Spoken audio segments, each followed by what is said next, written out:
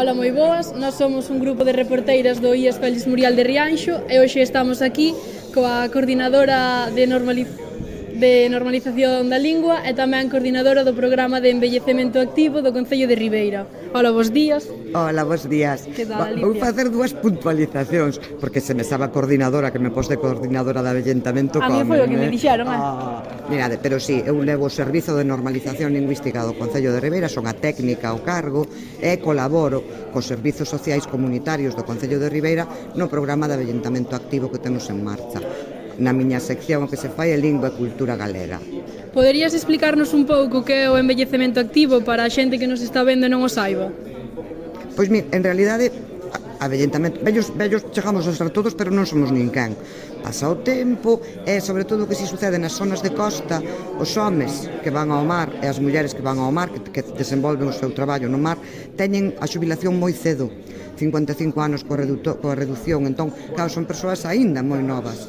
Non o que se procura xa para estas persoas desde xa tan cedo ter actividades alternativas a ese mundo laboral ou uso que tiveron ata o seu momento de xubilación. Despois tamén temos outra peculiaridade, que é as persoas que son pensionistas por seren viúvas, tanto homes como mulleres, que poden ser de todas as idades. Hai vivas e vivos máis mosos que a min, eu son moza.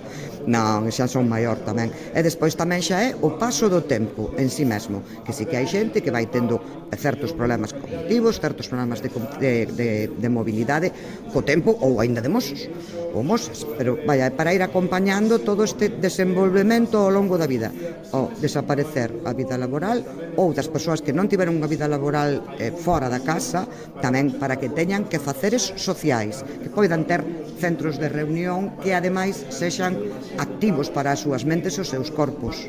Que actividades levades a cabo no envellecemento activo? Levanse moitas, a ver se me acordo de todas, porque hai gimnasia de mantemento, hai piscina, hai tai chi, hai lingua e cultura galega comigo, hai conversa de inglés, hai memoria, que son clases de memoria con persoas, con psicólogas ao uso, o sea, que fan un traballo moi activo. Despois temos tamén reforzo educativo. Pasa o tempo, como nunca escribimos e non temos, pois tamén volver recordar o que xa sabíamos. Hai un pouco de todo, a verdade.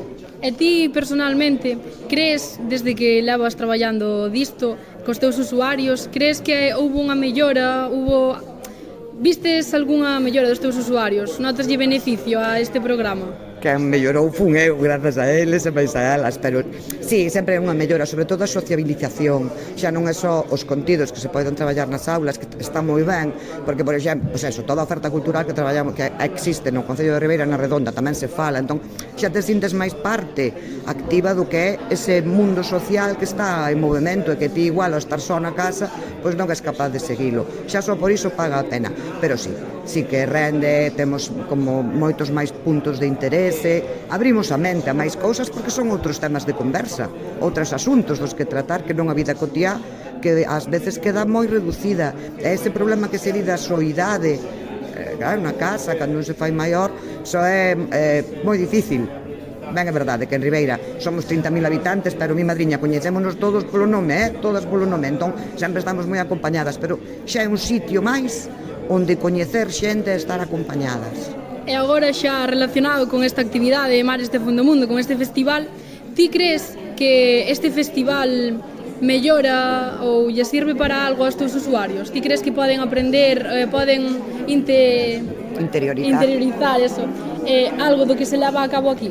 Sí, sobre todo poñer así o foco na cultura do mar é moi interesante porque nos pon como ese orgullo de sermos xente do mar. Daqui moitas das persoas xa temos a servizos, a outros que faceres, pero claro, Ribeira é mar.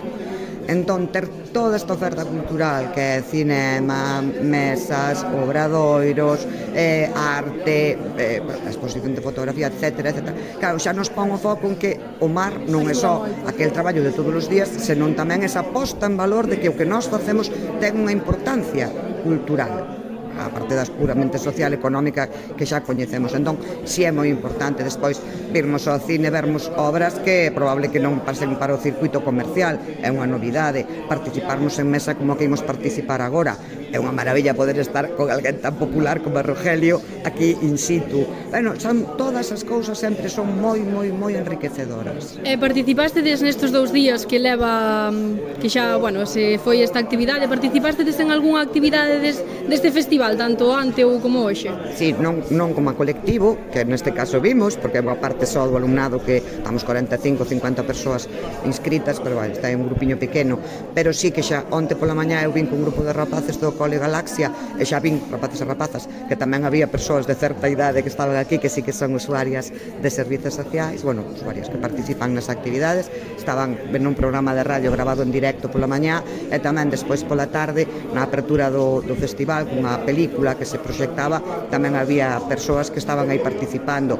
Claro, estarmos activas neste tipo de accións que se desenvolven en servizos sociais, sabemos máis, coñecemos máis toda esta oferta cultural, entón é máis normal que cheguemos e participemos.